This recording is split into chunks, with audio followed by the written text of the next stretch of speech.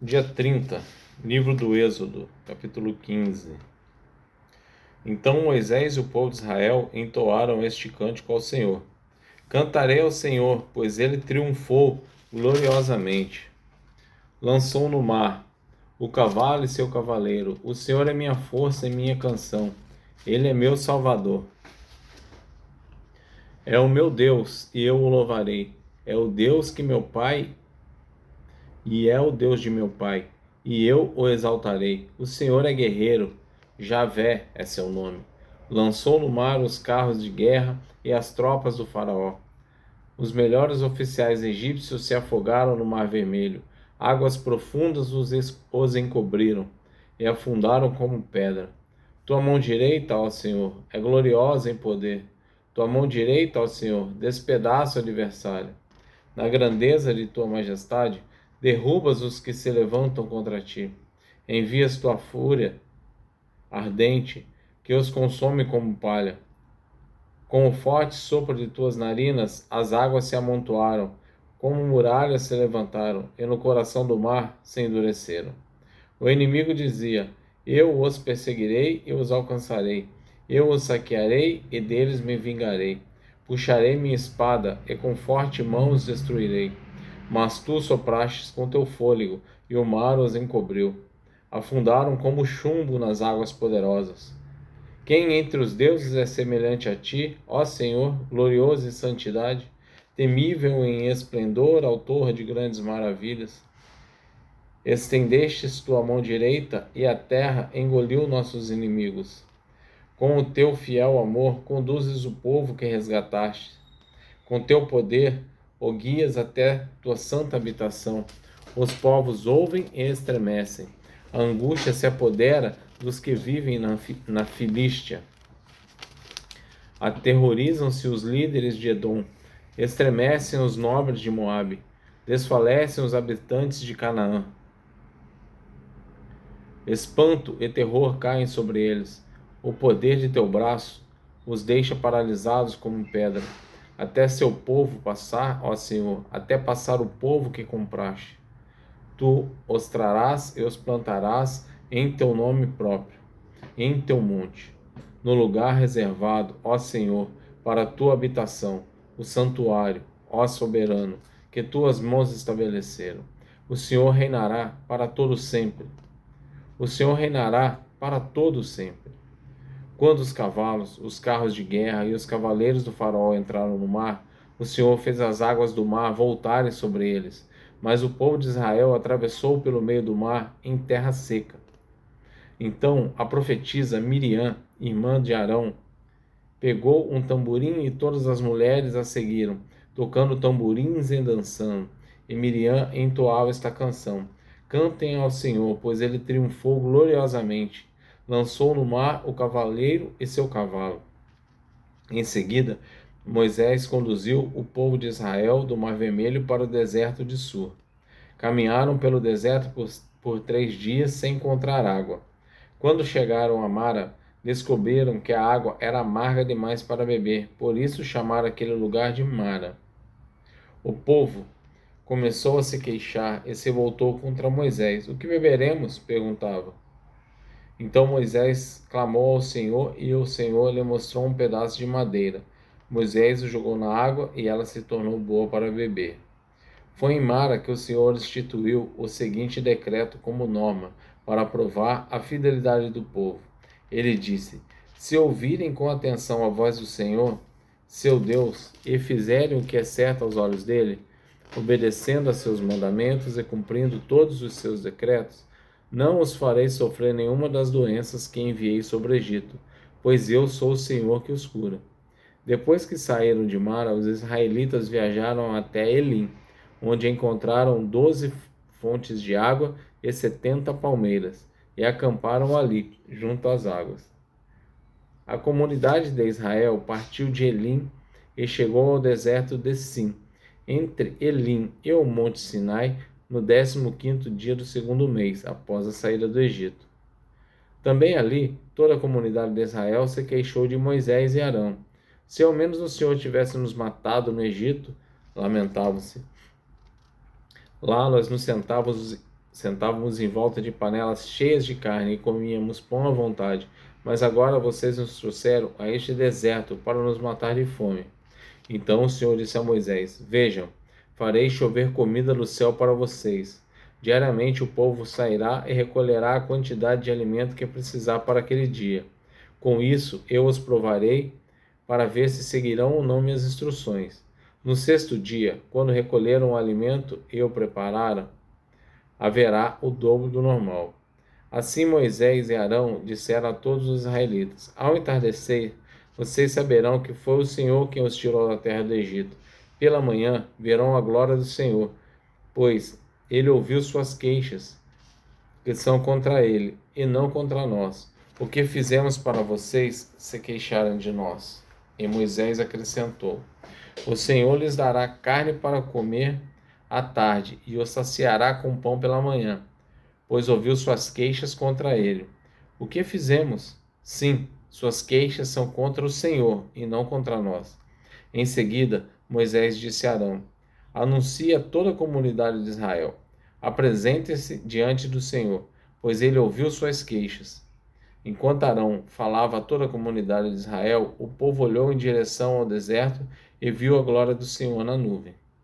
O Senhor disse a Moisés: Ouvi as queixas dos israelitas. Agora diga-lhes: Ao entardecer vocês terão carne para comer e pela manhã pão à vontade. Assim saberão que eu sou o Senhor, seu Deus. Ao entardecer, muitas codornas apareceram, cobrindo o acampamento. Na manhã seguinte, os arredores do acampamento estavam úmidos de orvalho. Quando o orvalho se evaporou, havia sobre o chão uma camada de flocos finos, como geada. Quando os israelitas viram aquilo, perguntaram uns aos outros: O que é isso? Pois não faziam ideia do que era. Moisés lhe disse: É o alimento que o Senhor lhes deu para comer. E essas são as instruções do Senhor. Cada família deve recolher a quantidade necessária, 2 litros para cada pessoa de sua tenda. Os israelitas seguiram as instruções. Alguns recolheram mais, outros menos. Contudo, quando mediram, cada um tinha o suficiente. Não sobrou alimento para os que recolheram mais, nem faltou para os que recolheram menos. Cada família recolheu exatamente a quantidade necessária. Moisés lhes disse: Não guarde coisa alguma para o dia seguinte. Alguns deles, porém, não deram ouvidos e guardaram um pouco de alimento até a manhã seguinte. A essa altura, a comida estava cheia de vermes e cheirava muito mal. Moisés ficou furioso com eles. Depois disso, as famílias passaram a recolher a cada manhã a quantidade necessária de alimento, e quando o sol esquentava, os flocos que não tinham sido recolhidos derretiam e desapareciam. No sexto dia, recolheram o dobro do habitual, ou seja, 4 litros para cada pessoa. Então, todos os líderes da comunidade se dirigiram a Moisés e o informaram a esse respeito. Moisés lhes disse: Foi o que o Senhor ordenou. Amanhã será um dia de descanso, o sábado sagrado para o Senhor. Portanto, assem ou cozinhem hoje a quantidade que desejarem e guardem o restante para amanhã. Eles separaram uma porção para o dia seguinte, como Moisés havia ordenado. Pela manhã, a comida restante não tinha mau cheiro nem vermes. Moisés disse: Comam alimento hoje, pois é sábado do Senhor. Hoje não haverá alimento no chão para recolher. Durante 6 dias vocês podem recolher alimento. Mas o 7º dia é o sábado, quando não haverá alimento algum no chão. Ainda assim, algumas pessoas saíram para recolhê-lo no 7º dia, mas não o encontraram. O Senhor disse a Moisés: Até quando este povo se recusará a obedecer às minhas ordens e instruções? Entendam que o sábado é um presente do Senhor para vocês. Por isso, no 6º dia, ele lhes dá uma porção dobrada de alimento, suficiente para 2 dias. No sábado, cada um deve ficar onde está. Não saiam para recolher alimento no 7º dia. No 7º dia, portanto, o povo descansou. Os israelitas chamaram aquela comida de maná. Era branco como a semente de coentro e tinha gosto de massa folhada de mel. Então Moisés disse: É isto que o Senhor ordenou? Enche uma vasilha de 2 litros com maná e preservem-no para seus descendentes. Assim, as gerações futuras poderão ver o alimento que eu lhes dei no deserto quando os libertei do Egito. Moisés disse a Arão: pegue uma vasilha e encha-a com 2 litros de maná. Em seguida, coloque-a diante do Senhor, a fim de preservar o maná para as gerações futuras. Arão fez conforme o Senhor havia ordenado a Moisés e colocou a vasilha de maná diante das tábuas da aliança, para guardá-la. Os israelitas comeram maná durante 40 anos, até chegarem à terra onde se estabeleciam. Comeram maná até chegarem à fronteira da terra de Canaã. A vasilha usada para medir o maná continha um homer, que era a 10ª parte da medida padrão. Mateus, capítulo 20, versículo de 1 a 28. Pois o reino dos céus é como o dono de uma propriedade que saiu de manhã cedo a fim de contratar trabalhadores para seu vinhedo. Combinou de pagar uma moeda de prata por um dia de serviço e os mandou trabalhar. Às 9 da manhã, estava passando pela praça e viu por ali alguns desocupados. Contratou-os e lhes disse que no final do dia pagaria o que fosse justo, e eles foram trabalhar no vinhedo. Ao meio-dia e às 3 da tarde, fez a mesma coisa. Às 5 da tarde, estava outra vez na cidade e viu por ali mais algumas pessoas. Por que vocês não trabalharam hoje? Perguntou ele. Porque ninguém nos contratou, responderam.